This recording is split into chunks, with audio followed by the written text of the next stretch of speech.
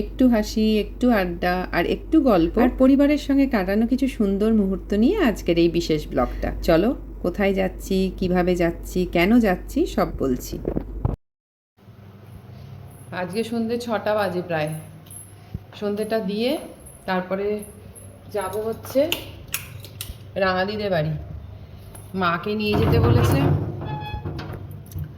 এবার মা তো ওই সেই ওদের নতুন ঘরে গৃহপ্রবেশ হয়েছিল, তোমরা দেখেছিলে, মানে ওই ব্লগটা যারা জানো দেখেছো। নতুন বাড়িতে গৃহপ্রবেশ করেছে, তো সেই জন্য ওখানে তখন মা যায়নি, মানে যেতে পারিনি আর কি। সব ভিড়ভাট্টার মধ্যে মা তো খুব একটা যাওয়াটা কমফোর্টেবল ফিল করে না, ওই জন্য যেতে পারিনি। তাই বেশ কয়েকটা মাস হয়ে গেল অবশ্য, কিন্তু এতদিন পর আর কি মা বলছে ঠিক আছে চলো। ওরা বারবারই বলে যেতে, তো আজকে যাব আমার ননদের, ছোট ননদের বাড়ি। তো সন্ধে হয়ে এসছে, আজান হচ্ছে, শুনতে পাচ্ছ? খুব ভাল লাগে এই সময়টা, একটা হালকা কমলা আভা, খুব ভাল লাগে। শাক বাজে একদিকে, একদিকে আজান হয়, খুব ভালো লাগে এই সময়টা। তো রেডি হয়ে নিয়েছি, চুড়িদারটা পরেই চলে এসেছি একেবারে ওপরে, যে এবার একটু কানের দুল চেঞ্জ করে। আমি তো ওই কানের দুলটাই শুধু চেঞ্জ করি, আর খুব একটা একটু কাজল আর লিপস্টিক, ব্যাস ওইটুকুনি করে চলে যাব। এখন তো সন্ধে 6:30 বেজে যায়, সন্ধে পড়তে পড়তে পুরোপুরি। চলো সন্ধেটা আমিও দিই। নমস্কার বন্ধুরা, অপরাহ্নের সূর্যতে তোমাদের সকলকে স্বাগত। আশা করি তোমরা সবাই ভালো আছো, যে যেখানেই আছো। আমিও বেশ আছি। রেডি হয়ে মাকে নিয়ে আমি আর মহারাজ চলে এসেছি স্মার্ট বাজারে। আসলে রাঙাদি বুলু দ্বারা এখন তো কেউ মিষ্টি খেতে চায় না, এই একটু টুকিটাকি কিনে বেরিয়ে পড়লাম। ভেবেছিলাম বাড়ি থেকে 7টা নাগাদ বেরোবো, কিন্তু ওই আর কি বাঙালির টাইম, আধ ঘন্টা দেরিই হয়ে গেল। এই শেরে পাঞ্জাব ক্রস করেই আর কি বাড়ি চলেও এসেছি। দেখো আমার মায়ের কাণ্ড দেখো, দেখে না মানে কি বলবো, মানে অভিভূত হয়ে গেছে একদম। অনেক কিছুই বলছিল, কিন্তু কেন জানি না সাউন্ডটা ঠিক করে আসলো না। সাউন্ডটা প্রচণ্ড মানে প্রবলেম করছে, মানে কিছুই সাউন্ড ক্যাপচার হয়নি ভিডিওটার মধ্যে। তাই আমি মায়ের হয়ে বলে দিচ্ছি। মা বলছিল কি বলো তো, যে ওরে বাবা ঘুরে ঘুরে দাঁড়াও। রাঙাদি বলছিল একটু বসুন মাসিমা, বলছে না না বসবো পরে, আগে তোমার এই বাড়ি দেখি যেটার জন্য আসা। ওরে বাবা ঘুরে ঘুরে মানে অভিভূত হয়ে গেছে একদম। মা নাকি অসুস্থ, তোমার আসল ঘর মায়েরও। একটু বসো।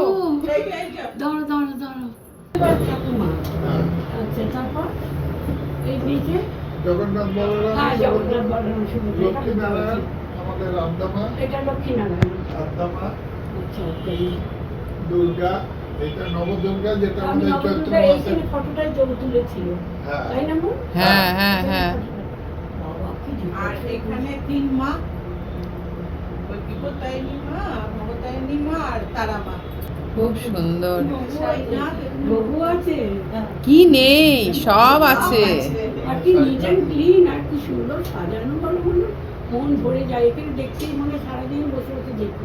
আমাকে এখানে সব বলে তো, সত্যি তাই, সত্যি তাই, একদম না, একদম না, সত্যি তাই, সত্যি তাই। এখানে দেখুন, এখানে হচ্ছে এইখানটা শোনো, তুলসী গাছ,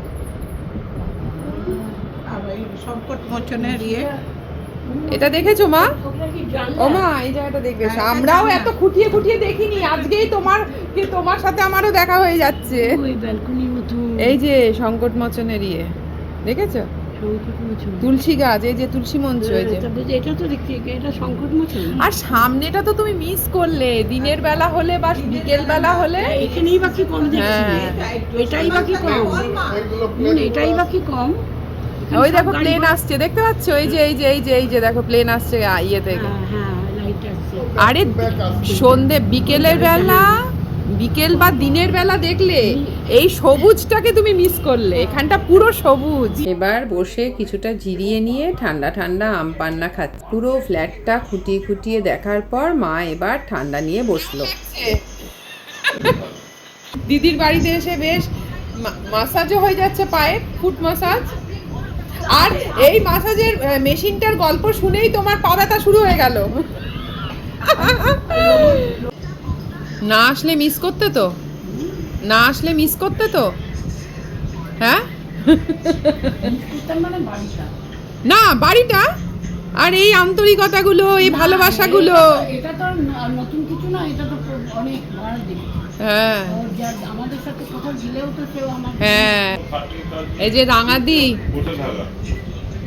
কাবাব বানিয়েছে, চিকেন কাবাব নিজে হাতে। এ তো বিকেল থেকে চলে আসলে ভালো হতো, তাহলে ধীরে ধীরে খেয়ে খেয়ে সহ্য করা যেত। না তো আমরা তোমরা খাও না, বুলুদা নিন। একটু তাড়াতাড়ি আসতাম তাহলে খেতে পারতাম। নিয়েছে ইয়ে এসেছি অনেক দেরি করি না। না, এসো না। আচ্ছা এইবার হ্যাপিও বসে গেছে। এটা এই যে বাবারে, হ্যাপি আরাম লাগছে। ও জিম টিম করে তো বলছে ঘুম এসে গেছে। ভালোই কাটছে আজকে সন্ধ্যেটা। মালিশটা করতে হবে। আমার রোবটটার দিকে এখান থেকে শুরু করবে এই পুরো পা, পায়ের সাইডগুলো। এরকম মুছতে মুছতে জিনিসটা এত ভালো লাগে না, মানে টায়ার্ড ফায়ার্ড হয়ে গেলে। এখন রাত 11টা বেজে গেছে, কখন যে সন্ধ্যেটা কেটে গেল। হলো চিপস খাওয়া হলো, আম পান্না খাওয়া হলো, রাঙাদির আর বুলুদে একদম সাজিয়ে একদম। তবে ভালো লাগছে, ভালো লাগছে একদম। রাঙাদি, এটা তুমি আমাকে কবেলার মাটন দিয়েছো। যতটুকু দরকার তত। বুলুদা আজকে নিজে হাতে মাটন বানিয়ে আমাদের খাওয়ালো, আর বাসন্তী পোলাওয়ের সাথে মাটনটা ছিল আজকের রাতে শো স্টপার। আসতে পারলে ভালো লাগতো, সাথে চিকি, মামুনি, আবির, দিয়া সবাই থাকলে আরো ভালো লাগতো। শেষে মা বলো, সব শেষে কি ডেজার্ট হিসাবে কুলপি। কুলপি দেখতে দর্শনটা যেমনি, গুণটাও তেমনি। হ্যাঁ, আর এই কুলপিটা না থাকলে কি হতো, না হলে খাওয়াটা ফিনিশ হতো না, সম্পূর্ণ হতো না নাকি কুলপিটা না হলে।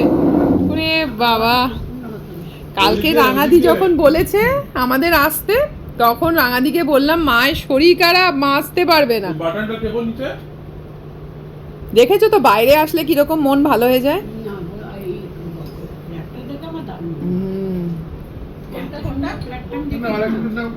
এত সুন্দর ফ্ল্যাট দেখেই মন ভালো হয়ে গেছে। বাহ, সারা জীবন এরকম থাকা হোক, বেঁধে বেঁধে থাকা বলে এটাকে। দর্শন করে যেতে পারবো না।